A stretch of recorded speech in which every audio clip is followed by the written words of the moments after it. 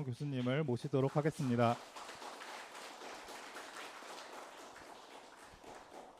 만나서 반갑습니다. 김명우라고 합니다. 제가 부산에서 왔습니다. 그래서 부산 사투리가 심합니다.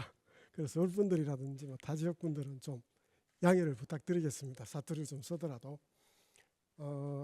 제가 받은 주제가 지금 여기 보시면은 화면에 나오겠습니다만 반야신경은 무엇을 말하는가, 이거 도표로 읽는 반야신경이라는 책을 가지고 이 물음에 대한 답을 하는 것으로 이번 강의를 진행하도록 하겠습니다. 제 소개를 좀 간단히 하자면은, 저는 지금까지 한 불교 관련 저역서를 한 25권 정도 펴냈습니다.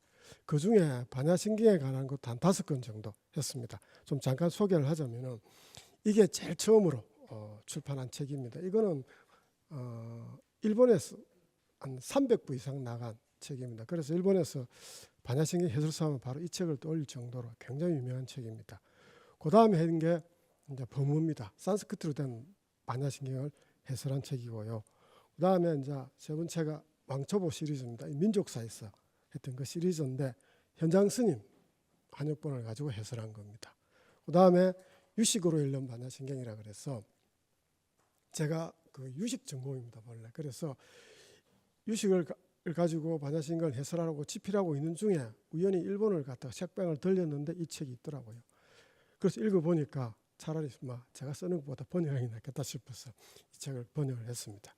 그리고 오늘 이제 초청을 받게 된 책이 이제 도표로 읽는 반야신경. 이 책을 가지고 여러분과 한번 반야신경에 대해서 이야기를 해보도록 하겠습니다. 이 책 특징을 좀 간단하게 말씀드리자면, 뭐니 뭐해도 가장 큰 특징은 이 책에 도표 그림이 있습니다. 그래서 글과 그림이 있어서, 그래서 글은 제가 썼고 도표는 배종훈 하가라는 분이 썼습니다. 그리고 이 여러분들 반야신경의 한자 용어가 쉽지 않습니다. 왜? 전부 다 번역이 아니고 지금 대부분이 엄사거든요. 뜻이 없이 한 겁니다. 그래서 이 한역본하고 그 다음에 산스크리트 본이 있습니다. 이거는 막스 뮬러라는 분이 교정본 게 있고, 그 다음에 또 영역본도 있습니다. 뮬러 박사, 에드워드 콘즈 박사 영역도 있고, 그 다음에 나카무라 박사, 하지메 박사의 인력도 있습니다. 그래서 이런 것들의 그 번역들을 비교해서 다양한 각도에서 해설한 게 아마 이 책의 특징이기도 합니다. 그 다음에 제가 아까도 말씀드렸다시피 유식 전공자라서 유식으로 해설하는 편이 독자들이 이해에 도움이 되는 부분들은 주로 유식 용어로도 설명을 했습니다. 물론 책에서는 제가 이걸 한 특징에 대해서 한 6가지 정도 이야기했었는데 3가지로 줄여서 이야기를 했습니다. 그리고 조금 전에 말씀드렸던 이 사진의 왼편에 있는 분이 막스 뮬러 박사고, 그리고 밑에 있는 분이 에드워드 콘즈 박사입니다. 두 분은 독일계 영국인이죠. 그리고 오른편에 밑에 있는 분이 이제 나카무라 하지메 박사인데 제 은사의 은사이기도 합니다. 하여튼 이분들을 비교했습니다. 이분들의 책을. 그리고 이 책의 그 전체 구성을 보면 총 6장으로 되어 있는데, 제일 처음에 1장은 반야신경을 읽기 전에 좀 독자들이 알았으면 하는 것들을 했고요. 그 다음에 2장에는 반야신경 제목을 했고, 그리고 전통적으로 우리 동아시아에서는 이 반야신경을 해설할 때 4가지 장으로 나누어서 해설을 합니다. 우리 선조들이. 그래서 보시면은 이 부분 파사푼, 공능, 총결분으로 되어 있는데, 전통적인 방식을 따라서 저도 이렇게 좀 나눠서 얘기할 것이고, 그리고 사실은 이 전체 다 할 수는 없습니다. 1시간 좀 넘게 강의를 할 수 있는데, 그래서 가능한 한 열심히 노력을 해서 1장, 2장, 3장, 4장까지는 목표를 가지고 한번 해보도록 하겠습니다. 그래서 조금 빨리 진행을 하도록 하겠습니다. 그리고 그 전에 여러분들 한 가지 물어봐 보겠습니다. 제가 이거 어디 강의에 가면 늘 물어보는 건데, 여러분들 혹시 불자 아니신 분 있습니까? 다 불자시죠? 대답이 없으시네. 제 말 못 알아듣겠습니까? 다 불자 맞죠? 예. 여기에 물음이 있습니다. 불자가 반드시 가져야 할 마음가짐, 그리고 몸가짐을 가장 잘 나타내는 불교 용어는 무엇이라고 여러분들 생각하십니까? 아마 여러 가지 답은 나올 수 있겠습니다. 예? 예. 좋습니다. 또 다른 분 없습니까? 무아야? 저는 좀 다르게 제가 유식학자라서 유식학 관점에서 이야기를 한번 해보겠습니다. 일반적인 여러분들 하신 거는 그냥 굉장히 일반적인 그 이야기고요. 마음가짐, 몸가짐이고 저는 유식에서 이야기하는 그 몸가짐, 마음가짐에 대한 이야기를 좀 하겠습니다. 저는 개인적으로 우리 불자가 가져야 될 마음가짐은 신이라고 생각합니다. 이 스라다라고 산스크리트로 얘기하고 그 다음에 몸가짐은 훈섭, 아사나라고 생각합니다. 보통 우리가 신하면은 여러분들 서양 종교 영향을 받아서 신하면 뭐 떠올리십니까? 신에게 절대적으로 의존하는 거 아닙니까? 그렇죠? 그래서 서양에서 보통 이 유일신, 절대자에게 의존하는 감정이라고 어느 종교학자가 얘기했지 않습니까? 그래서 이걸 좀 나쁘게 얘기하면 맹목적인 믿음이죠. 그리고 또 일상생활에서도 사실 우리 부부도 그렇고 친구 간에도 그렇고 동료 간에도 또 신뢰, 믿음도 있습니다. 이게 틀리지는 않습니다. 그런데 불교에서는 좀 다르게 얘기합니다. 특히 유식에서는. 이 신을 불교에서는 세 가지로 얘기합니다. 첫 번째가 신류신이라고 얘기합니다. 그러니까 부처님의 가르침인 진리가 신류한다는 것을 신이죠. 믿고 아는 겁니다. 여기서 이는 참을 인자가 아니고 우리 알 인자, 인식하다 할 때 그 인자입니다. 그래서 신류한다는 것을 믿고 아는 것을 신이라고 그렇게 얘기합니다. 그 다음에 두 번째는 유덕신료라고 얘기합니다. 여기서 덕은 불법성 삼보의 덕을 얘기합니다. 그래서 유덕, 그러니까 불법성 삼보의 덕을 믿고 좋아하는 것, 동경하는 것, 이것을 신이라고도 합니다.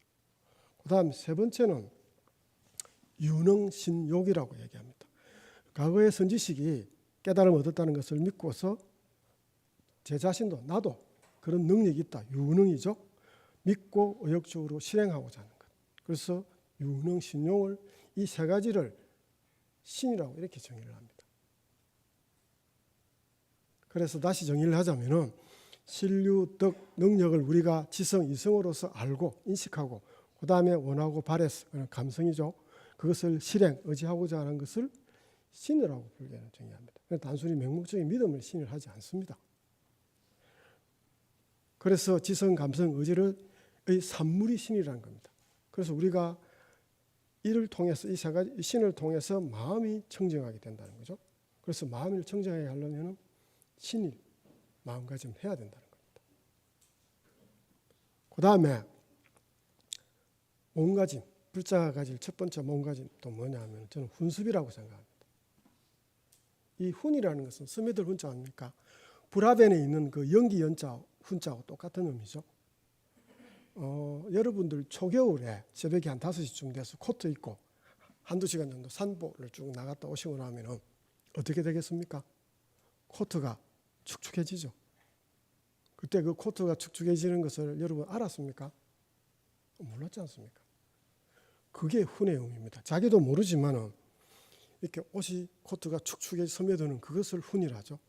그 다음에 습도 마찬가지입니다. 보시면은 이 습자는 기두자 아닙니까? 날개 아닙니까? 날개, 기두자죠. 그리고 100번이라는 뜻 아닙니까? 그 날개짓을 100번 했다는 뜻입니다. 그러니까 새끼새가 어미새의 모습을 보고 자기도 날기 위해서 날개짓을 100번 했다는 뜻입니다. 그런데 그게 100번만 했겠습니까? 수백 번 했지 않겠습니까? 날개짓을 계속하면 자기도 모르는 사이에 날개 힘이 생겨서 보시면 동물의 왕국 이런 데 보시면 팍 날아가지 않습니까? 그게 습의 의미입니다. 그래서 훈습이라는 것은 언제부터인지 알 수는 없고 명확하지는 않지만 확실하게 우리 인격 속에 침투해서 우리 인격과 세계를 형성하는 것. 그것을 훈습이라 합니다. 그래서 우리가 선업이, 악업이 아닙니다. 선업이 내 몸에 차곡차곡 쌓이도록 자기도 모르게 훈습하도록 한다는 거 아닙니까? 그리고 이것은 이 훈습은 우리 일반적인 용어로는 습관이죠. 늘 하던 그대로라는 뜻 아닙니까? 그 내 몸에 습관이 되면은 내 몸의 주인이 되는 거 아닙니까? 습관이. 그리고 주인이 된다는 말은 곧 내 본성이 된다는 얘기 아닙니까? 그래서 저는 불자를 이렇게 정의합니다. 부처님의 가르침을 믿고 마음가짐이죠. 그 다음에 그 가르침을 자신에게 반복해서 스며들게 하여 이게 훈습 아닙니까? 몸가짐. 그리고 가르침과 하나 되어 주인이 된다는 얘기죠. 본성이 된다는 얘기. 그 가르침을 실천하는 자를 저는 불자라고 이렇게 정의를 합니다. 그래서 제가 우리 불자들이 가장 잊지 말고 반드시 항상 몸가짐, 신에 대한 마음가짐을 하시고 그다음 몸은 끊임없이 순습되도록 선업이 연습되도록 하는 게 진정한 불자라는 뜻입니다. 자, 너무 쓸데없는 소리를 많이 장구하게 얘기했습니다. 자, 이제 본격적으로 해봅시다. 그러면은 제일 첫 번째 1장인데 반야신경을 읽기 전에 좀 알아야 될 것들입니다. 여러분들이 알아야 될 것. 다 아는 얘기들인데 아마 여러분들이 불자라면 대부분 다 워낙 반야신경에 대한 유튜브라든지 스님들 또 일반 제가 교수님들이 많이 해놨기 때문에 다 아는 얘기인데 복습한다 생각하시고 한번 들어봐 주시면 고맙겠습니다. 우선 여러분들 알다시피 반야신경은 대본이 있고 소본이 있죠. 소본은 양이 많다는 뜻입니다. 그리고 대본은 그리고 소본은 양이 적은 겁니다. 우리 한국에서는 지금 독송되고 있는 건 소본입니까 대본입니까? 소본이죠. 예. 그런데 이 번본 반야신경 대본과 소본은 인도나 중국이나 중앙아시아에서 전성되지 않습니다. 없습니다. 오로지 두 개 다 일본에서 남아 있습니다. 소본을 중심으로 얘기하죠. 우리는 지금 소본을 하니까 이거는 법륜사에 소장된 겁니다만 이게 반야신경 필사본입니다. 원래 609년에 어떤 일본 사람이 중국의 당나라에 가서 반야신경을 가져왔고 그걸 다시 1664년에 조곤이라는 성녀가 이렇게 필사를 했습니다. 1664년에. 그리고 이게 필사본이 남아 있었는데 그걸 막스 뮬러 박사가 1884년에 이렇게 텍스트 교정을 보고 출판을 했습니다. 여러분들에게 나눠준 거 있죠? 혹시 이거 받으셨습니까? 이게 요겁니다. 막스 뮬러가 교정한 겁니다. 그래서 경전이니까 찢어가지고 버리지 마시고 쓰레기통에 좀 보관을 잘 해주셨으면 감사하겠습니다. 하여튼 요 막스 뮬러 소본의 텍스트입니다. 그리고 이걸 이렇게 로마자로 고친 거죠. 지금 여기는 로마자로 고친 겁니다. 그리고 이걸 당나라 시대 때 삼장구사 현장 스님께서 번역을 하신 겁니다. 요 한역이죠. 그리고 우리는 지금 이것을 한글 반야신경이라 해서 이걸 번역해서 독송하고 있는 겁니다. 자, 여기까지 이해가 됐습니까? 예, 여기까지는 다 아시는 얘기죠. 복습한다 생각하시면 됩니다.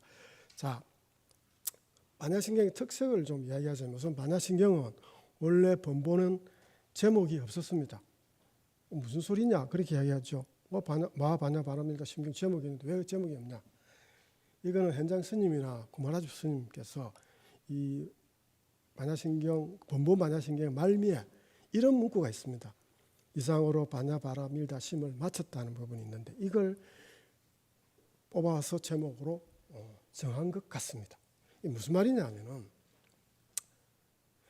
이게 로마자 아닙니까? 밑에 지금 노란 부분이 있죠. 제일 밑에 보시면 우리가 가테 파레 가테 파라산 가테 이게 아제 바라제죠. 한역은 여기까지만 끝났는데 원래 산스크리트 본에는 밑에 지금 잘 안 보입니다만 이테 프라주냐 파라미탐 그 다음에 하리다얀 사마푸탐이라는 말이 있습니다. 이 부분을 요게 크게 확대하면 요겁니다. 이걸 그래서 바냐바라밀다 심이란 요 부분을 뽑아서 나마스 사르바주냐냐 하는 것을 없애고 경을 붙여서 현장 스님이 제목으로 정한 것으로 추측이 됩니다. 자, 그리고 이 반야신경 특색은 뭐냐? 이 경전 형식을 아주 무시한 파괴한 경전이기도 합니다. 무슨 말이냐면은 여러분들 무슨 경전이든가 제일 첫 구절이 어떻게 시작됩니까? 요시아문 아닙니까? 그래서 육성치라 얘기하죠. 경전임을 증명하는 6가지 조건을 이렇게 요시아문부터 시작하는데 우선 반야신경에는 없습니다. 이게 모든 경전에 육성치가 다 있는데 반야신경 이게 없습니다. 그리고 경전은 대고자라 아니면 청급자라 부처님에게 설법을 청하는 사람이 있습니다.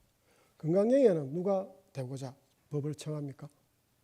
수불이 가지 않습니까? 그런데 반야신경에는 그런 게 없습니다. 정확하게.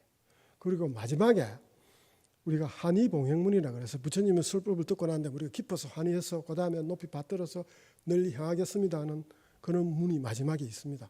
그걸 한역에서는 유통문이라고 하는데 보통 한의봉행문이라고 하는데 이것도 없습니다. 요즘 말로 하면은 서론 결론이 없는 경전입니다. 본문만 딱 있습니다. 왜 이렇게 됐느냐 하면은 이 반야신경은 처음부터 독송용으로 시작된 겁니다. 그러니까 필요 없는 부분은 다 생략을 한 거죠. 그래서 이런 파격적인 경전이 탄생한 걸로 추측이 됩니다. 그리고 내용도 파격적입니다. 여러분 다 아시겠지만 공원 입장에서 부처님의 가르침인 오원, 십이, 영기, 사성제 등을 부정하지 않습니까? 그리고 오늘 제가 강의를 할 내용도 사실 이 내용의 중심이 됩니다. 파사품이라고 아까 있었지 않습니까? 끊임없이 부정하죠. 그 부분을 집중적으로 이야기를 하겠습니다. 자, 그리고 저는 경전을 이야기할 때 항상 우리는 한역경을 하니까 특히 이 한역자를 좀 중시합니다. 그래서 반야신경은 사실은 소본은 2개가 있고 한역된 게 대본은 5개가 있습니다. 그 중에 우리가 한국에서 지금 독송하는 것은 현장 스님께서 한역하신 것을 우리는 독송하고 있습니다. 그래서 현장 스님에 대해서 여러분들 워낙 많이 들으셨겠지만 제가 유식의 입장에서 현장 스님 왜 그러냐면 이 현장 스님은 인도에 유학을 18년 동안 하셔가지고 유식을 우리 동아시아에 이식한 분입니다. 그래서 저는 이분을 되게 존경합니다, 개인적으로. 그래서 좀 이야기를 좀 하자면은 우선 연대는 600에서 아니면 또는 602년에서 664년까지 살아신 분이고 그 당시 당나라 7세기 아닌가 당나라 수도 장안에서 지금 서안이죠. 거기에서 종남산 지미궁에서 649년 5월 24일 날 이걸 번역한 것으로 반야신경을 번역한 것으로 기록이 되어 있습니다. 아마 현장 스님께서 이렇게 그걸 원문을 보시면서 말로서 번역을 하고 옆에 진이라는 제자가 있었습니다. 그 진이라는 제자가 아마 받아 쓴 걸로 그렇게 추측이 됩니다. 그리고 또 한 장 여러분들께서 제가 더 한 장 나눠준 거 있죠. 요게 현장 스님께서 번역하신 경전들의 목록들입니다.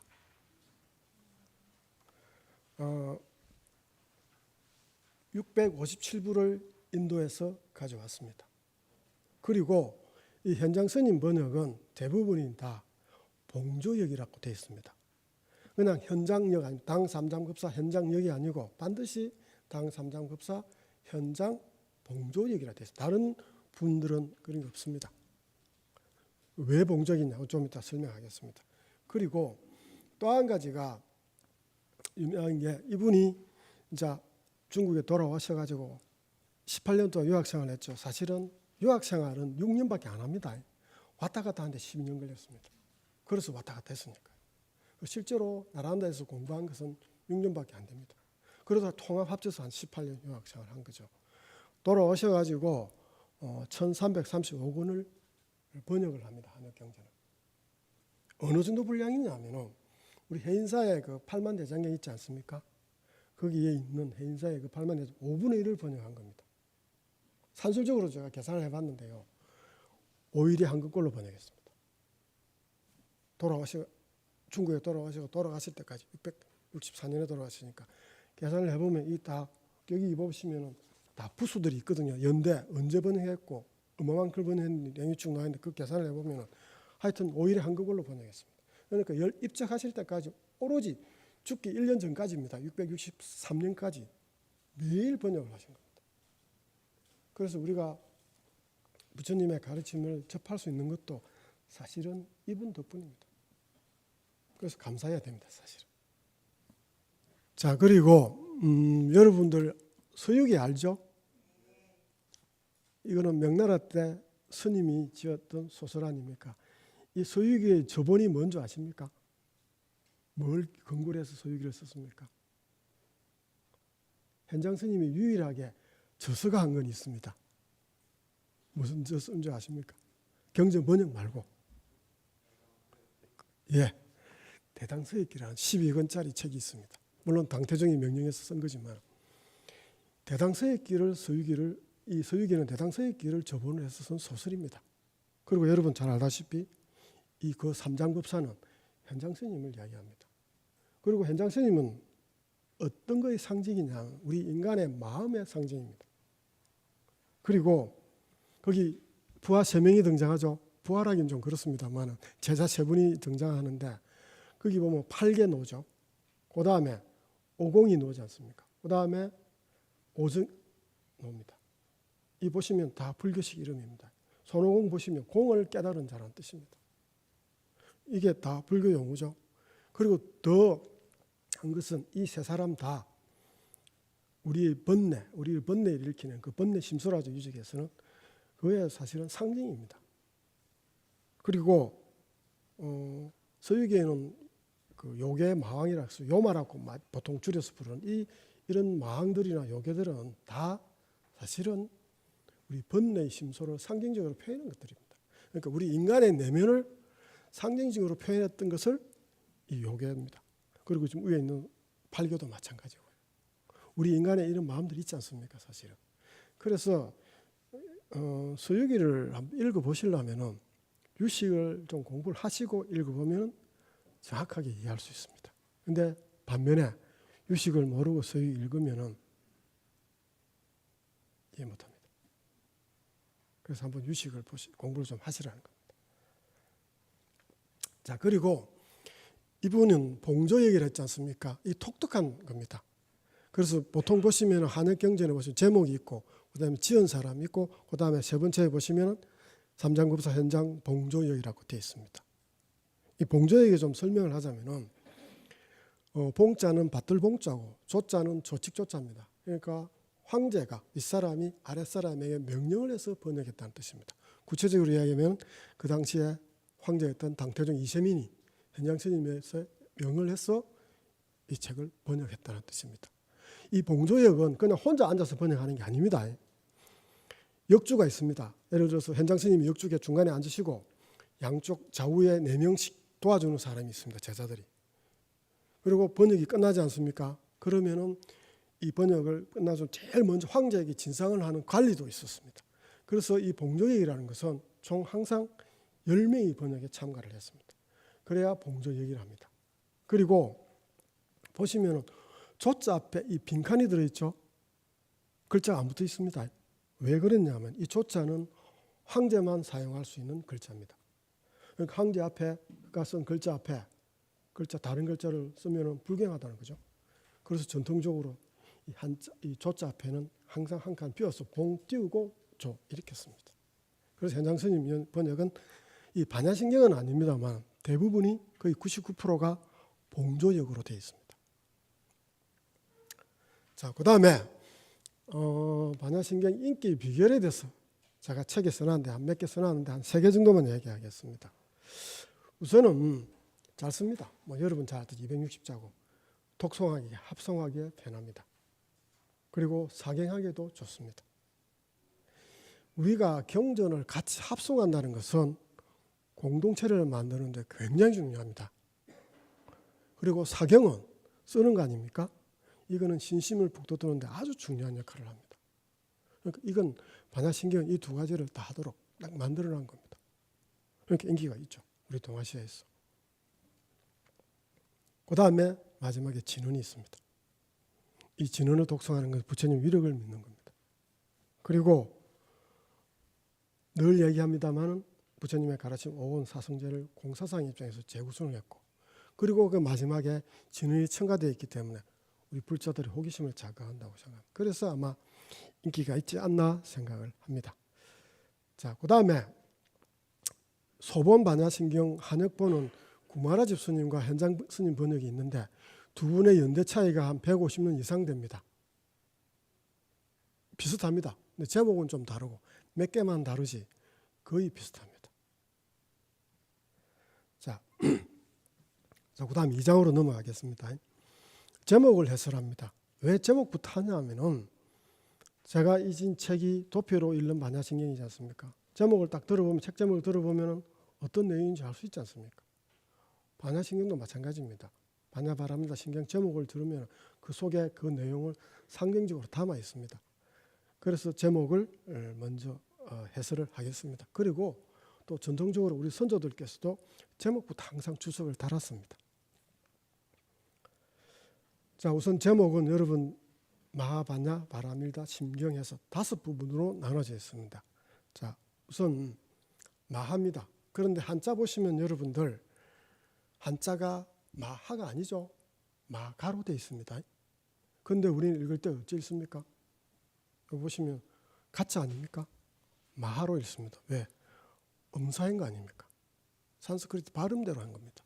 그래서 마가로 적어놓고 마하로 읽는 겁니다. 그리고 뜻은 뭐 크고 위대한 뛰어난 뜻입니다. 이 마하라는 것은 품사가 산스크리트는 형용사입니다. 그래서 존경하는 대상에 수식하는 말로 주로 쓰입니다. 예를 들면은 우리가 부처님의 교단을 이은 가습존자가 있지 않습니까? 이 가습존자를 그냥 가습이라 하지 않죠. 마하가습이라 합니다. 왜? 존경의 의미가 담겨져 있습니다. 여기에. 이때 씁니다. 마하. 그리고 우리가 대승이라는 말도 그렇지 않습니까?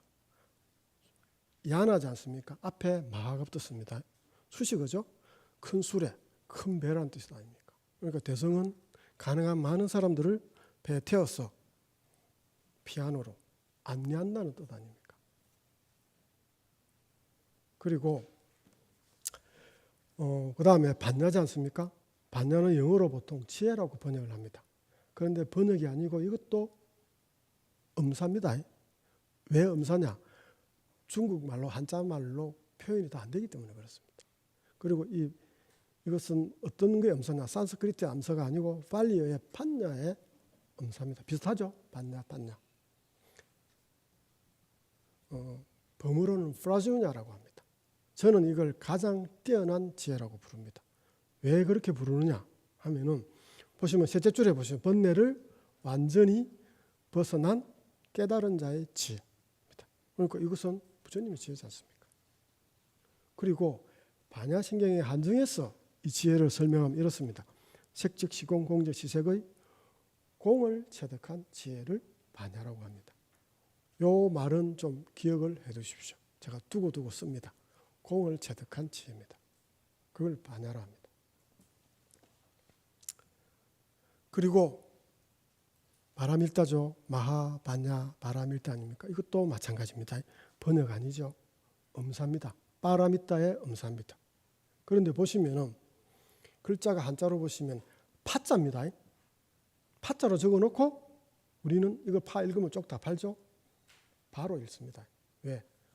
음사이기 때문에 그렇습니다. 이런 글자가 우리 한글에 몇 개쯤 있습니까? 한 270개쯤 있습니다. 우리가 도장도 안 그렇습니까? 태권도 도장할 때는 도장으로 읽지만 수행 공간이 되면 어떻게 됩니까? 도량으로 안 됩니까? 이런 글자들 우리 한글이 270개나 있습니다. 그게 다 대부분이 99%가 신라시대 때부터 산스크리트 원어에 가깝게 발음하게 해서 스님들이 그 당시 신라 스님들이 당나라 유학했잖아요. 그다음에 미국 같은 나라였으니까. 그래서 산스크리트를 배우고 이제 발음에 가깝게 산스크리트 원어에 가깝게 하기 위해서 그렇게 발음을 한 겁니다. 그래서 지금도 마찬가지죠. 파라미터도 마찬가지. 그리고 도량, 도장도 마찬가지. 이런 게 하여튼 우리 한글에 한 270개가 있는데 그래서 잘못 읽으면 쪽 답합니다. 그런 게 톡톡한 게 있습니다. 자, 그래서 이걸 번역을 하면 두 가지가 있죠. 도피안이라고 번역을 합니다. 누가 이렇게 번역했습니까? 어느 분이 이렇게 했습니까? 구마라비 스님이 이렇게 했지 않습니까? 그 다음에 또 완승이라고 했죠.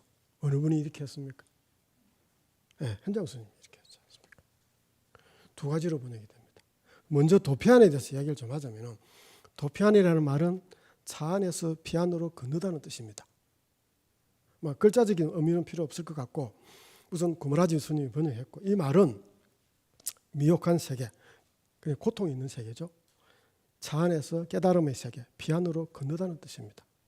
비유적인 표현입니다. 상징적인 표현입니다. 인도는 부처님이 활동하신 인도는 하천이 굉장히 많습니다. 그래서 부처님이 항상 설법하실 때 보시면 비유를 드는 게 강이나 하천입니다. 뗏목의 비유도 있죠. 굉장히 많습니다. 초기경전에 보시면 대부분의 비유들이 물과 강에 대한 비유들이 많습니다. 그래서 찬이라는 건 뭐냐 하면 예를 들어서 여러분들 좀 그림을 그렸으면 좋겠는데 그걸 쓸 수가 없어서 이야기해. 강이 이래 있으면 이쪽에 모래가 쌓인 거 있죠. 이쪽 강언덕입니다. 그 다음 건너편에 또 모래가 쌓여 있죠. 요걸 저쪽 강언덕입니다. 그래서 한자로 차안과 피안입니다. 그래서 차안은 우리가 살고 있는 고통이 있는 세계, 도피하는 깨달음의 세계, 부처님의 세계라는 뜻입니다. 그래서 도피하는 말은 이쪽 세계에서, 괴로움이 있는 이쪽 세계에서 피안으로 건너게 한다는 뜻입니다. 그러면 이 강이지 않습니까? 건너려면 뭐가 필요합니까? 강을 건너려면 뭐가 필요합니까? 배가 필요한 얘기입니까? 이 배 본 적 많죠? 이 배 이름이 뭡니까? 반야용선 아닙니까? 이 반야용선은 어느 걸 그리느냐 하면은 통도사의 극락전에 있는 반야용선을 그린 겁니다. 혹시 통도사에 오신 분이 있습니까? 통도사 오신 분 없습니까? 오신 분들이 있습니다. 한 분 꼭 오십시오. 제가 장담하건대 대한민국에서 가장 딱 봐야 될 절입니다. 뭐 부처님은 진인사리뿐만 아니고 산내 암자부터 한 20몇 개 있는데 한번 통도사를 한번 순례하는 것은 특히 서울 분들은 좀 힘들겠습니다만 한번 부산이나 이쪽 양산에 한번 오시면 한번 통도사를 꼭 한번 들려서 무풍 한솔길도 한번 걷고 암자들이 한 25개쯤 있죠. 한번 구경해 보시면 암자마다 다 좋습니다. 그리고 굉장히 영축사 넓은 지역에 있습니다. 통도사의 노스님들이 옛날에 그 통도사의 땅을 안 팔아먹었습니다. 큰 절에 보시면 옛날에 우리 부산에 범어사가 이런 얘기하면 촬영돼서 좀 그렇습니다만 부산은 보시면 저도 부산에 범어사 밑에 살거든요. 옛날에 부산에 범어사 땅이 온천장까지 있었는데 한 20년까지 됐었는데 다 팔아먹었지 않습니까? 그래서 범어사는 조그만하거든요. 그런데 통도사는 노스님들이 성견지명이 있었는지 땅을 안 팔아먹었습니다. 그래서 굉장히 넓은 지역에 있습니다. 그래서 한번 산책해 보시면 굉장히 좋은데 하여튼 이건 여담입니다. 극락전이라는 게 어디 있냐면 통도사에 들어가서 사촌학문에서 딱 들어가시면 오른편 첫 번째 정각이 있습니다.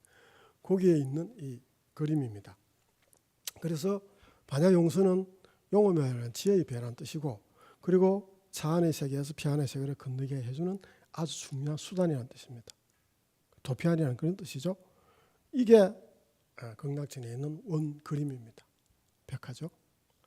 보시면은 앞에 여기 보시면은 앞에 서가 있는 분이 있죠. 용머리에 있는 분 이게 부처님이죠. 왜? 광배가 있으니까요.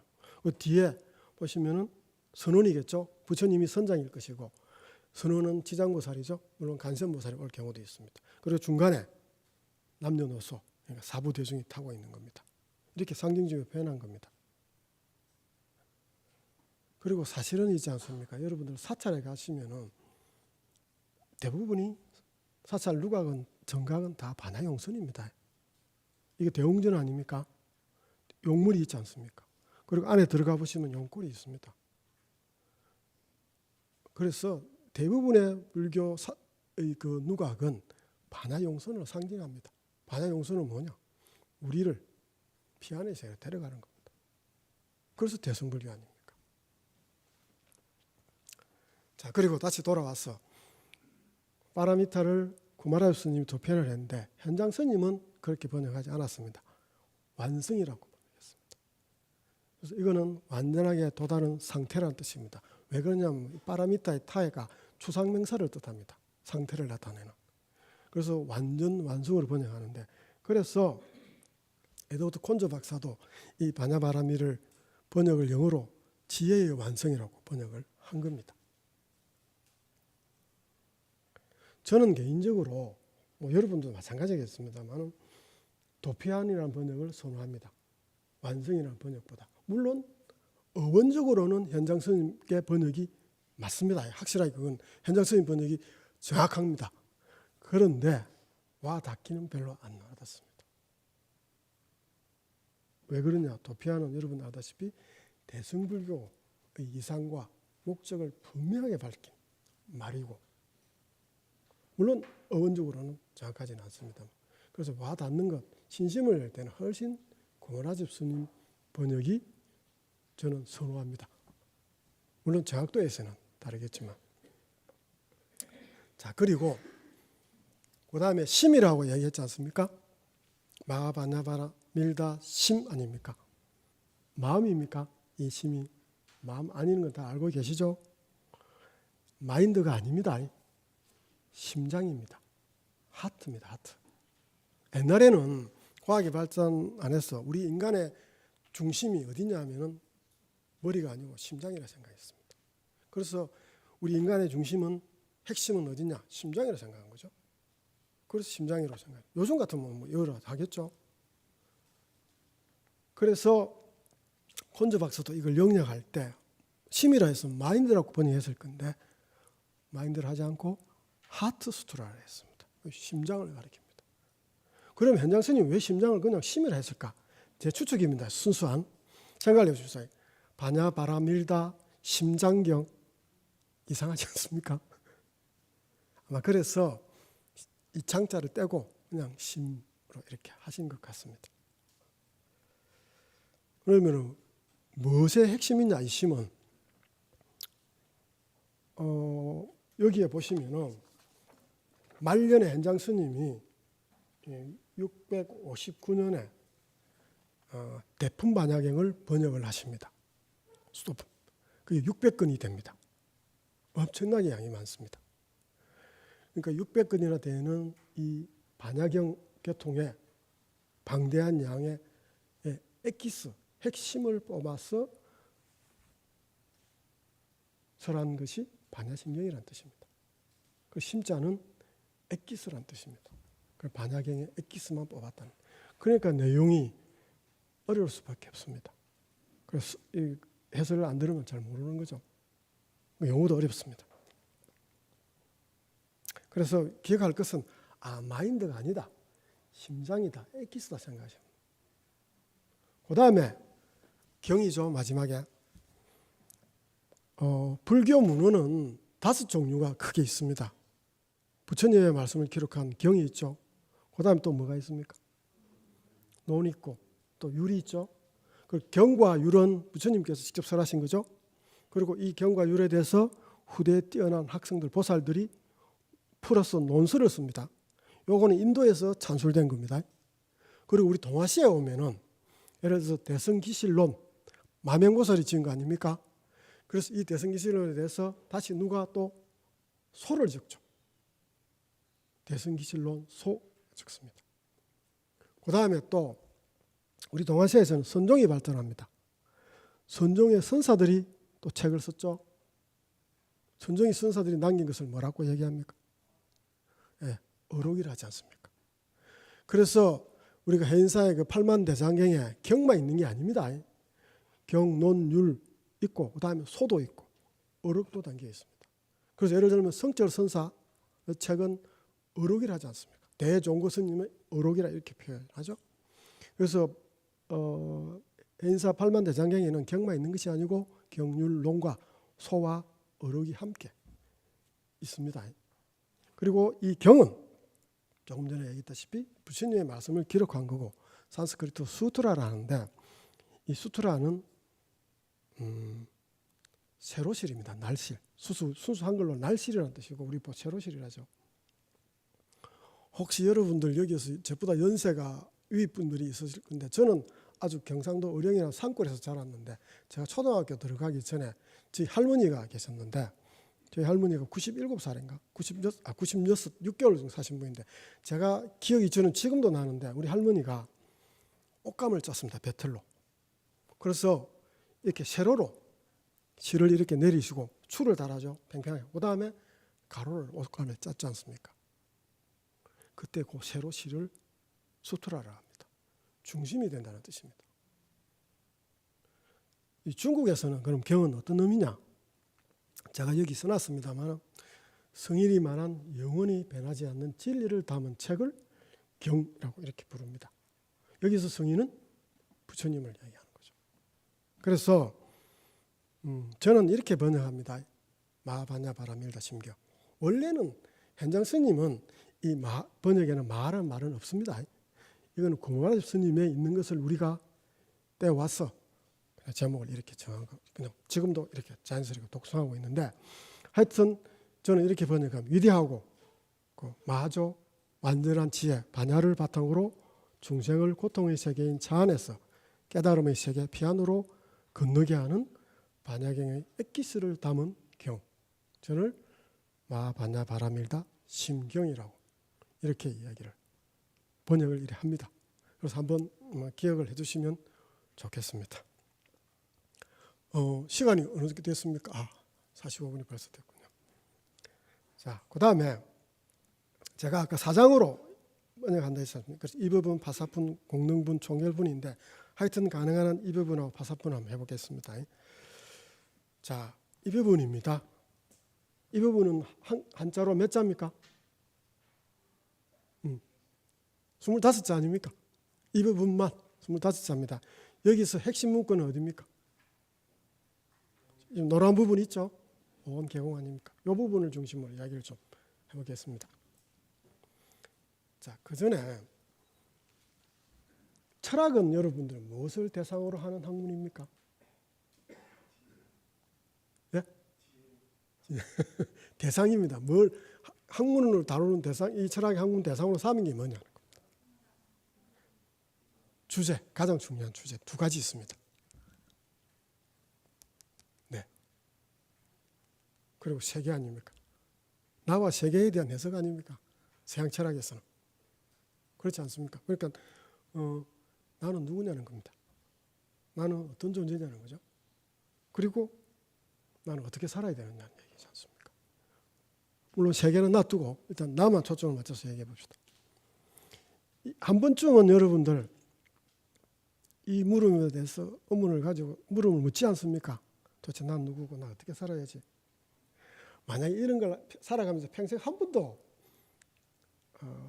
스스로에게 자문을 안 하면 좀 문제가 있습니다.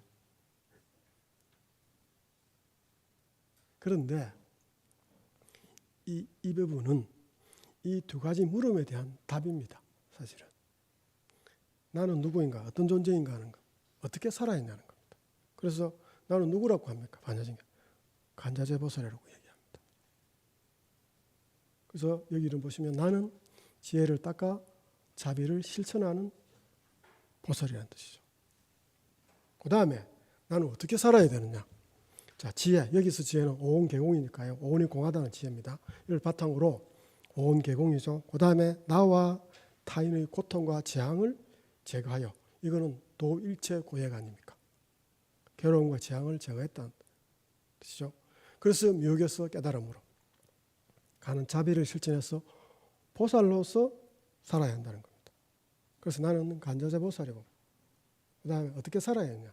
보살로서 살아야 된다는 얘기지 않습니까? 그게 이 부분의 전체적인 내용이라고 생각합니다. 자, 그러면은 첫 구절입니다. 이 부분에 간자재 보살이죠. 이건 여러분들 아발로키테이스바라 보디사트바라는 말의 번역인데, 이것도 사실은 아발로키테이스바라는 합성어죠. 컴파운드입니다. 그래서 어떻게 단어를 끊어 읽느냐에 따라서 이게 해석이 한역이 달라집니다. 간자재는 누가 번역했습니까? 그럼 간셈은 누가 번역했습니까? 이 아발로키테이스바라를 현장 스님이 했죠. 간자재는. 그리고 간셈은 구마라주 스님이 했습니다. 자, 간자재부터 얘기하면 보시면은 산스크리트 이야기가 좀 나와서 어렵습니다. 아발로키테이스바라는 것은 한역이고, 접두와 아바는 관찰하다 간이고, 록하는 세계라는 뜻이고, 그다음 중승명사고 이스바라는 자재라는 뜻입니다. 그래서 저는 이렇게 번역합니다. 자유제자하게 세상의 이치, 세상의 도리를 관찰하는 보살입니다.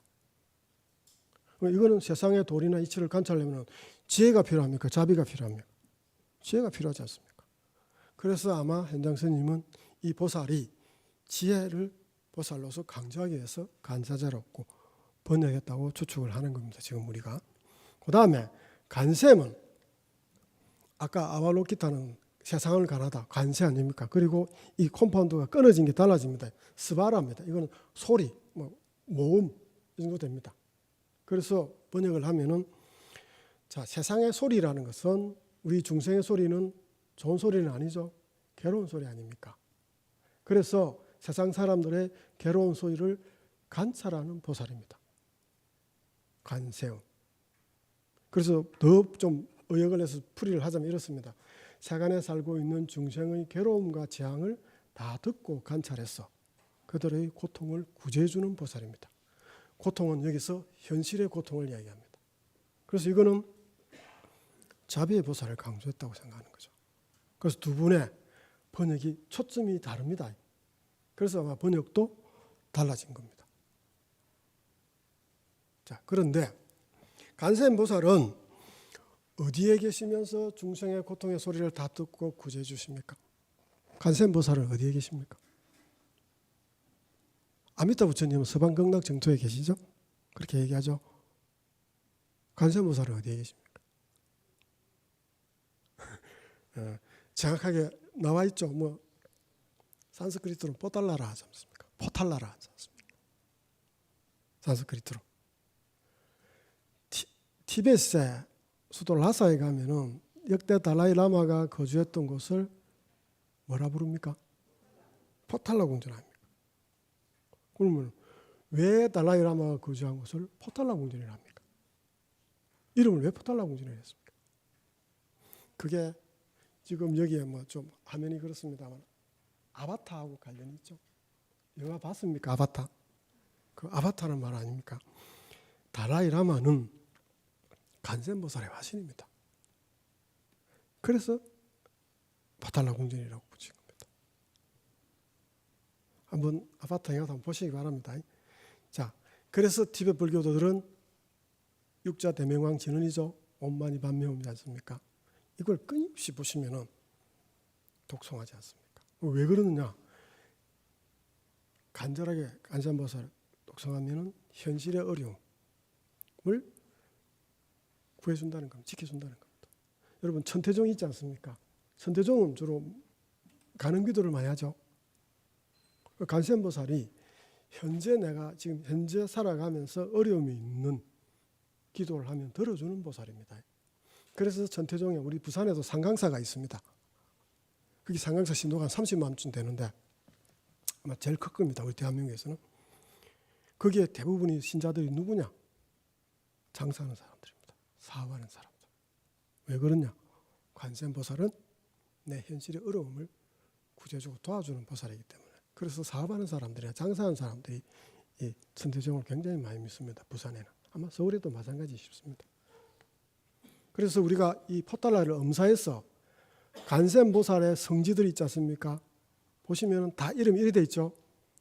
보타산 무슨 사, 아니면 보타라카 무슨 아니면 라카산 무슨 이렇게 돼 있지 않습니까? 그게 다 간센보살이 계시는 곳을 엄사해서 이렇게 부릅니다. 자, 보살 이야기는 안 하겠습니다. 보살은 뭐 여러 가지 뜻이 있습니다만 우리가 한국에서 지금 여성 제가 신도를 제가 이렇게 보살님이라 부르죠. 왜 그렇게 부릅니까? 왜 보살님이라 합니까? 제가 지금 여기에 보살에 대한 네 가지 용어를 이야기를 했는데 첫 번째 해당됩니다. 우리가 보통 보살 하면은 인도에 뛰어난 셋진보살, 용수보살, 학승을 보살이라 하기도 하고, 그다음 조금 전에 간센보살이나 부처님 화신들도 보살이라고, 또 부처님의 전신 자타카에 보시면 전신의 보살이라 하지 않습니까? 그런데 왜 지금 우리 여성 제가 신도를 보살이라고 하느냐? 여기 지금 첫째라고 되어 있죠. 요것 때문에 그렇습니다. 상구보리 하와중생이지 않습니까? 이걸 실천하고 살려고 노력하는 사람들은 다 보살이라는 뜻입니다. 자, 그리고 중요한 게 이제 제가 얘기했던 오온 개경에 대해서 이야기를 하겠습니다. 자, 오온은 모두 공하다는 뜻입니다. 이게 무슨 말입니까? 번역하면은 오온은 모두 공하다. 예, 크게 좀 말씀해 주십시오. 그런 뜻입니까? 뭐 틀리지는 않습니다.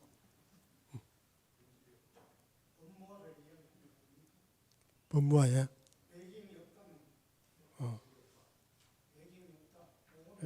바깥 외경이라는 말은 바깥이라는 뜻, 대상이라는 뜻 아닙니까? 한글로 번역하자면 대상이 없다. 한 가지 질문하겠습니다. 여러분들 부처님께서는 네 아니면 인간은 무엇과 무엇으로 이루어졌다 합니까? 우리 인간 나는 무엇으로 이루어졌다 합니까? 맞습니다. 오온으로 이루어졌다고 하지 않습니까?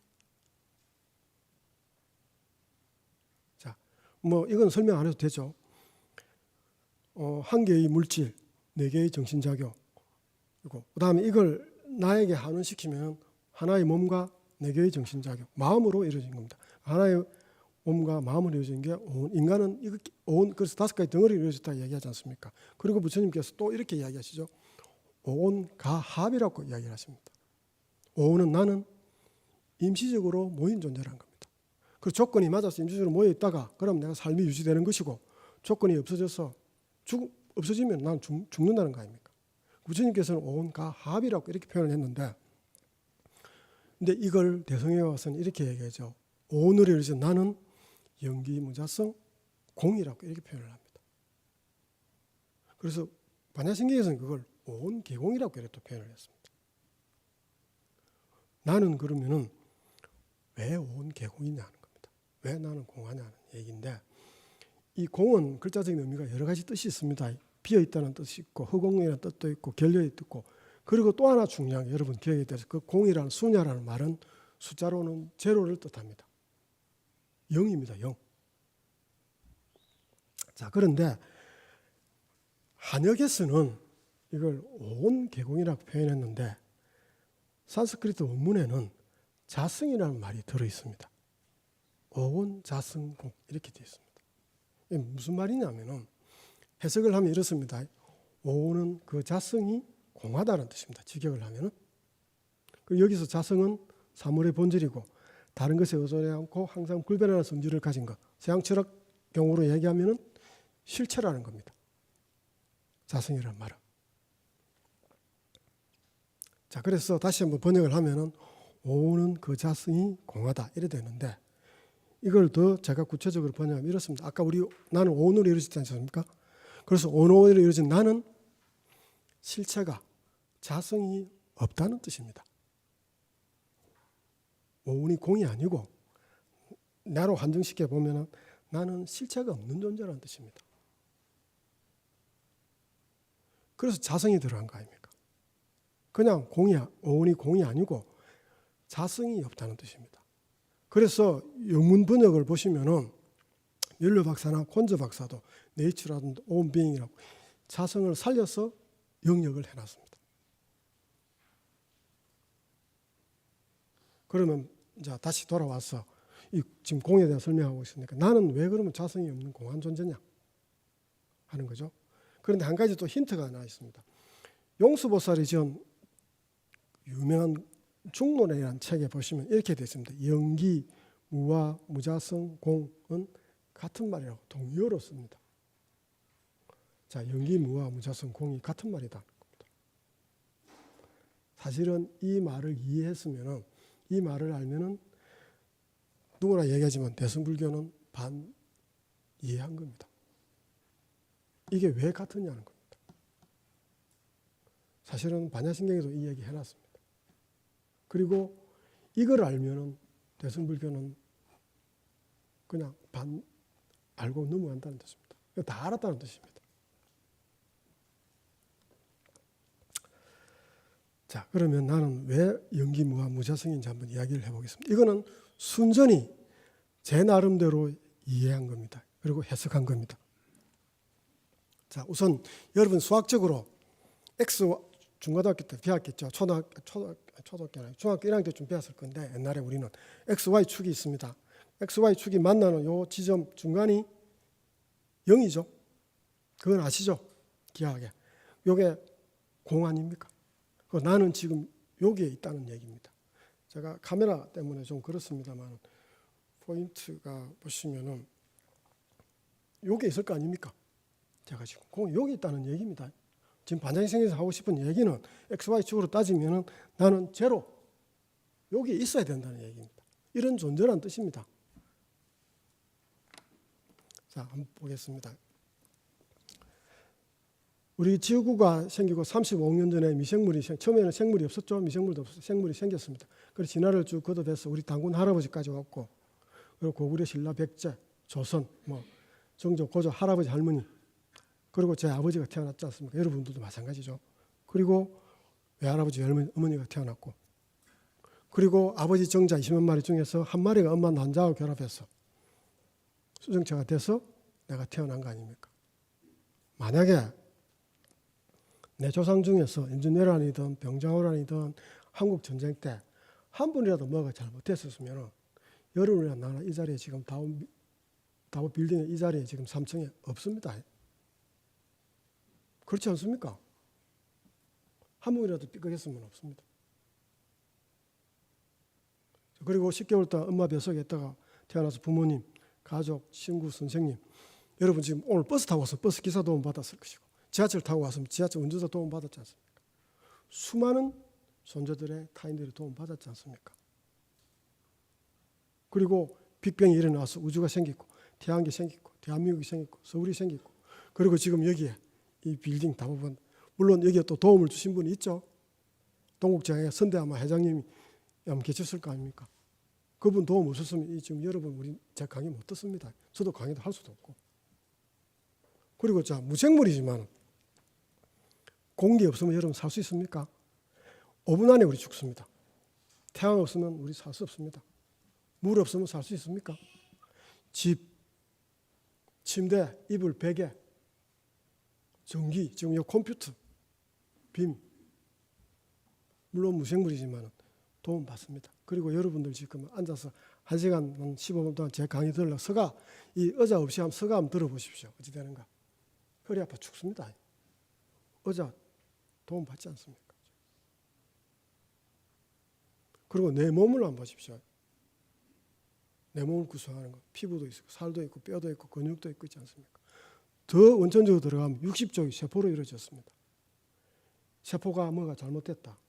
난 병들죠. 죽습니다. 자, 불교에서는 이걸 인과 연이라 하지 않습니까? 연은 엄청나게 많습니다. 앞에서 아까 제가 얘기했던 거. 인은 한 가지죠. 우리 부모님, 정자와 난자입니다. 그래서 이 인연의 도움 없이는 여러분들 우리는 있지 않습니까? 저도 마찬가지지만 단 1초도 살아갈 수 없습니다. 다른 것이 도움 없이는. 그래서 저는 극단적으로 이렇게 표현합니다. 우리는 내가 살아가는 것이 아니고 다른 것에 의해서 살려지는 존재라는 뜻입니다. 동의 못합니까? 제 말에. 그러니까 나라고 할 수 있는 그런 자성은 없다는 겁니다. 그런 존재에게 1초도 다른 것에 의해서 살아갈 수 없는 존재가 무슨 니라고 할 수 있는, 니가 뭐 잘났냐는 겁니다. 그걸 불교에서는 영기국, 공이라고 이렇게 표현한 거 아닙니까? 저는 오은경을 그렇게 해석을 합니다. 그래서 다시 한번 더 이야기하자면 한번 보십시오. X, Y 축에 제로고 나는 지금 공한 존재인데 영기고 무자성 공한 존재인데 우리는 늘 자성이 있다, 실체가 있다고 생각하고 집착하지 않습니까? 그런 삶이 요즘 있죠, 맨날. 그러니까 우리 삶이 괴롭다는 거 아닙니까? 반야신경은 그렇게 얘기하는 거죠. 그래서 삶의 지향을 여기에다가 제로에다가 맞춰라는 얘기 아닙니까? 지향을 하라는 얘기 아닙니까? 그게 반야신경의 우리에게 주는 메시지라고 저는 생각을 합니다. 자, 좀 쉬어가 봅시다. 사진이 2장 있습니다. 이 누굽니까? 간디, 또 한 분은 누굽니까? 칼라로 된 사진. 예, 지금 현재 인도 총리죠. 올해 이번에 승리해서 또 종선에서 이겼습니다. 수상을 지금 앞으로 한 15년째 더 하지 싶은데, 자, 이걸 왜 이렇게 사진을 냈느냐? 이 질문 때문에 그렇습니다. 인도인이 세계에 발신한 최고의 지적 유산은 뭐냐는 겁니다. 이게 지금 모디 총리가 뭐 하는 장면이냐면 요가하는 장면입니다. 작년에 모디 총리가 유엔에 가서 세계 요가의 날을 선포하고 인도에서 대대적으로 했죠. 그래서 자기가 인도인들이 발전한 최고의 문화는 요가라는 겁니다. 그리고 요가의 날도 만들고. 그 다음에 마하트마 간디하면 뭐가 떠오릅니까? 네. 아임사라고 산스크리트 하지만 우리 불교에서는 불해라 이야기하고 일반 사회에서는 비폭력 뭐 이렇게 안 부릅니까? 네. 이 두 가지라고 대부분 생각하지만 근데 우리 불교도에서는 저는 그렇게 생각 안 합니다. 불교도는 인도인이 최고 발전한 지적유서는 제로입니다. 공. 그리고 아리아식입니다. 만약에 이 제로가 우리 인류가 제로, 인도인이 제로 발견했잖아요. 아라비아 숫자는 아랍인들이 발견했지만 이 제로는 인도인이 발견했거든요. 이게 없었으면 우리 인류가 마치 발전 안 했습니다. 굉장히 중요합니다. 그리고 이 공, 제로가 없었으면 우리 대승불교는 없었습니다. 왜?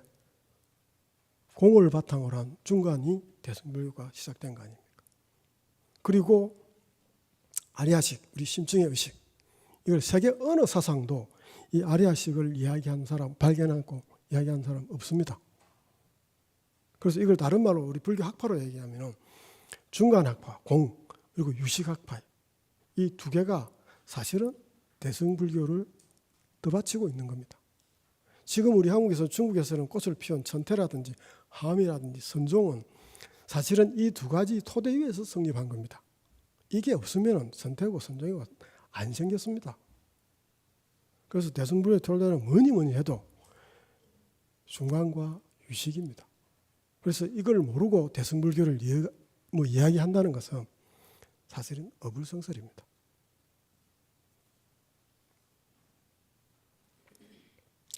자, 그 다음에 마지막에 도일체 고행입니다. 이거는 번번에는 없습니다. 현장 스님이나 아마 구마라수 스님이 삽입한 것으로 추측이 됩니다. 도일체 고행은 없었다는 것. 자, 그 다음에 파사품입니다. 파사품에 대한 이야기를 하면 충분하게 맞출 수 있을 것 같습니다. 이게 색불이공 공불이색이 시작하는 이 파사품인데, 자, 파사품은 보시면은 색불이공, 시제법 공상, 시공중무수상 행식, 또 고진멸도, 무지역 이런 말이 쭉 있습니다. 이 문장들이 쭉 되는데 마지막에 무지역, 무득 이 말로서 자, 파사품이 끝나게 되는데 이 문장 앞에 가장 중요한 하나의 전제의 말이 빠져 있습니다. 만약에 이 말을 여러분이 아시면 반야신경 이해 다 했습니다. 뭔 말이 빠져 있습니까? 이 문장 앞에 색불이공 공불이색 앞에 전제가 빠진 말이 하나 있습니다.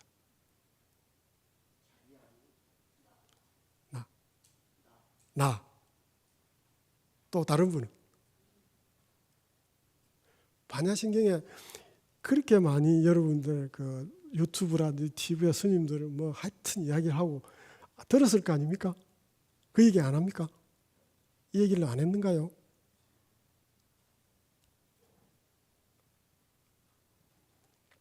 자, 색불이용 공불이색 앞에 사실 이 말이 빠져 있습니다. 깨달은 자의 눈으로 보면. 그 다음 또 이렇게 다르게 하면은 공의 도리에서 보면. 또 다른 말로 하면은 공성의 입장에서 보면. 예, 맞습니다. 예. 좋은 말입니다. 부처님의 입장에서 보면. 반야바라밀대 지혜를 체득한 자의 입장에서 보면은 색은 공과 다르지 않고 공은 색과 다르지 않다는 이야기입니다. 그리고 마찬가지로 이것도 마찬가지입니다. 색즉 시공 공식도 똑같습니다. 그렇기 때문에 색이 곧 공이고 공이 곧 색입니다. 깨달은 자의 입장이지 우리 현상세계 중생의 눈으로 여러분들 우리 눈으로 보면 공하고 색이 어째 같습니까? 말도 안 되는 소리지 않습니까? 이건 그래서 우리의 눈이 아니라는 겁니다. 그래서 반야신경이라는 경전이 그렇게 시부지간 쉬운 경전이 아니라는 고차원적인 얘기를 하고 있다는 얘기입니다. 600건이나 되는 반야경 그 핵심을 뽑았다는 얘기지 않습니까? 우리가 평상시에 독송을 하기 때문에 이게 뭐 간단한 내용 같지만 사실은 그렇지 않다는 얘기입니다. 그래서 항상 여러분들이 이 얘기를 하실 때 색즉시공 공정기 얘기하실 때 앞에 깨달은 자의 입장에서 보면 그렇다는 얘기입니다. 그리고 반야신경의 공에는 두 가지 의미가 있습니다. 하나가 없다는 뜻입니다. 무의 의미가 있습니다. 그 다음에 공성이라고 수냐타랍니다. 이건 추상명사입니다. 그래서 공성이라고 번역하는데 수냐타를 이건 한역에서는 나오지 않습니다. 굳이 번역을 하면 추상명사이기 때문에 공한 상태쯤 됩니다. 그래서 뭐 더 번역을 하자면은 반야의 지혜에 의해서 비춰진 세계를 공성이라고 이렇게 표현할 수 있습니다. 현장 스님과 구마레 스님 하여튼 이 수냐타라는 말을 번역을 하지는 않았습니다. 자, 그런데 한번 여러분들 반야신경에는 무자라는 말이 몇 개 등장합니까? 본문이 260자고 제목까지 270자죠. 그 260자 안에 무자가 몇 번 들어가겠습니까?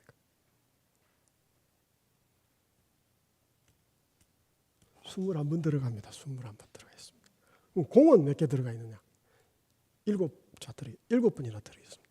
그래서 260자 안에 한역을 하자면은 28자가 부성에 대한 표현입니다.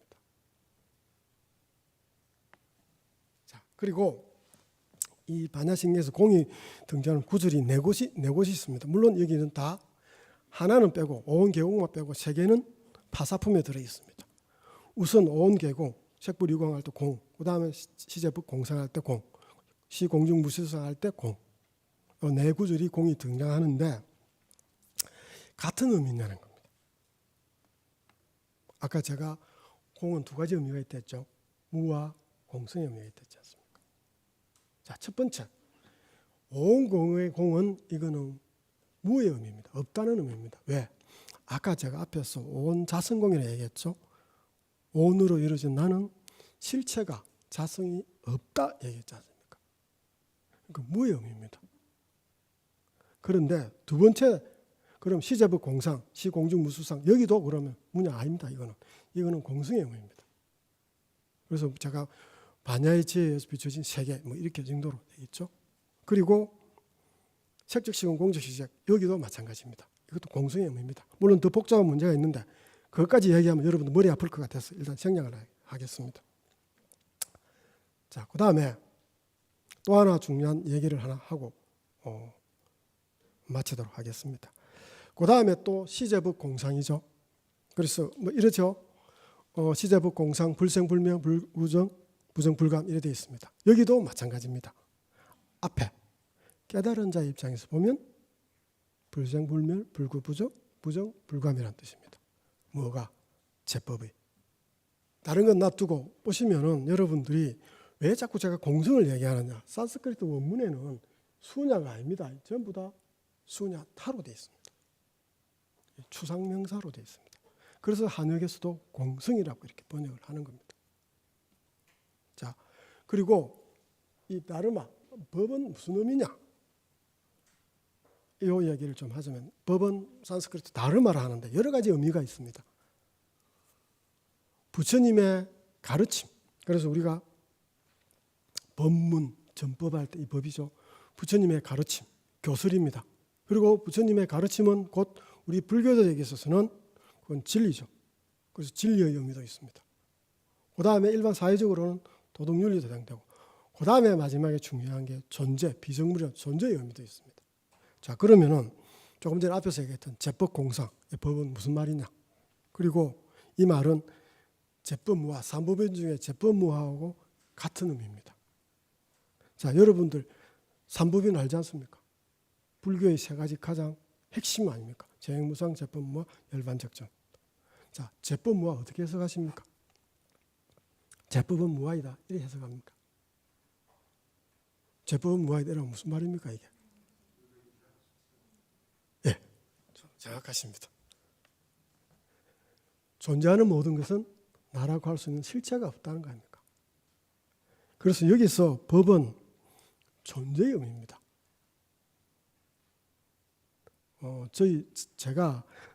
저는 오랫동안 인연을 맺고 있는 데가 그 해인사 100년 하면 성철문도에 오랫동안 제가 몸을 닦고 있고 인연을 맺고 있는데 그게 옛날에 성철 스님 때부터 있던 노보살들이 많습니다. 맨날 삼천배 하시고 하여튼 근데 그분들도 그렇게 절을 오래 다니시고 80이 넘으시고 90이 다 돼가신 분들인데도 물어보면은 법의 의미를 잘 모릅니다. 절에 60년씩 다니시도 맨날 헷갈려 하십니다. 그래서 여러분들도 불교의 부처님의 말씀을 가장 빨리 접근을 하시려면 부처님께서 사용하신 이 톡톡한 용어들을 정확하게 해석하시고 숙지해 두시는 게 굉장히 중요합니다. 그걸 못 하시면은 절 60년 다니시도 이 법의 의미도 자체도 모릅니다. 가장 중요한 용어인데. 그래서 불자라면은 우선 기본적으로 불교 공부를 하면 뭐 하냐 이렇게 얘기하시면 그러면 불교 시작도 안 됩니다. 불교의 핵심적인 것, 가장 중요한 건 법이라는 말 자체도 우선 정확하게 숙지가 되어 있어야 됩니다. 그 훈련을 하셔야 됩니다. 그 훈련 안 하시면 절에 60년 다니고 70년 다녀도 헷갈립니다. 그래서 이 말을 제가 했습니다. 그리고 불생불멸, 불구부정, 부정불감 이렇게 얘기하죠. 이것도 마찬가지입니다. 공허의 입장에서 보면 불생이고 불멸이고 불구고 부정이고 부정이고 불감이라는 얘기입니다. 그래서 이걸 저는 둘이 아닌 세계, 즉 우리의 시각으로 보면 이게 항상 불생불멸 이분법적 사고지 않습니까? 둘, 우리는 깨끗한 것을 긍정하면 더러운 거 부정합니다. 아름다운 거 긍정하면 추한 거 부정합니다. 딱 이분법적 사고가 아닙니까? 긍정과 부정. 깨달은 자의 법적에서 보면 이 이분법적 사고는 벗어난 겁니다. 그 얘기를 하는 거죠. 그래서 둘이 아닌 세계는 반야의 지혜에서 빚어진 세계, 공성의 세계라는 얘기입니다. 그래서 깨달은 자 입장에서는 이렇다는 얘기죠. 그리고 또 마찬가지입니다. 깨달은 자 입장에서 보면 5원 12초, 18교도 공하다고 얘기하지 않습니까? 그리고 깨달은 자 입장에서 보면 12연기도 공하다. 깨달은 자 입장에서 보면 무고진멸도, 사성제도 공하다. 그리고 무지영무득이죠. 깨달은 자 입장에서 보면 지혜도 어둠도 없다. 공하다. 이렇게 얘기하지 않습니까? 이게 파사포의 마지막입니다. 그래서 다시 한번 더 해설을 하시면은 좀 카메라에 잡히기 좀 그렇습니다만 한번 보시면은 제가 요거는 읽어보겠습니다. 자, 깨달은 자 입장에서 보면 모든 존재가 공이라는 거로 깨달는 것이 반야의 지혜를 체득하는 것이라고 생각해서 곧바로 우리들은 그 지혜에 사로잡힌다. 아, 이래 하면은 반야의 지혜가 나에게 왔구나 생각한다는 거죠. 그런데 그런 지혜는 없다는 겁니다. 그게 무지 아닙니까? 그 다음에 또 그것을 체득하면, 이 반야의 지혜를 체득하면 무언가 소득이죠.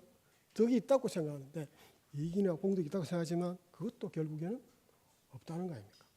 그래서 무지, 역, 무덕 이렇게 파사품에서 마치는 거예요. 자, 마치도록 하겠습니다.